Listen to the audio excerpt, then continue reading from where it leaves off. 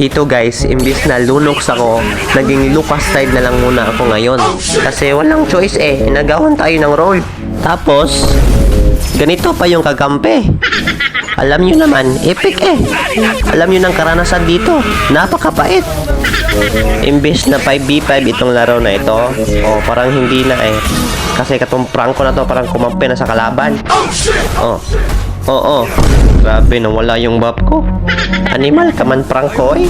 Sa sobrang bait mo, parang ihahatid mo na yung buff ko sa kalaban. Pero okay lang, sige lang. Alam kong mananalo pa rin to. Nag-request back up na yung prangko. Nandito niya yung mga kakampi niya. Pero sige lang, kahit magtulong-tulong pa kayo, alam kong mananalo pa rin kayo. Mukhang nagbago na si Prangko. Wala na siya dito. Taga GMA yata tong si Prangko. Kasi hindi ako tinatantanan. 24 oras serbisyong hilahin yung buff ko lamang. Mukhang seryoso na si Prangko. Seryoso na nga siya sa paghila ng minions. Nananahimik yung hangin, hinihila yung hangin. Isa pa. Alam mo, Prangko, proud ako sa iyo, boy.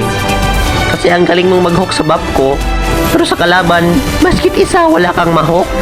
Kaya dapat sa'yo, bigyan ka ng medal. Medal ng kakansiran. Sa gustong sumama dyan, tayo na magpa-rockdown ngayong season.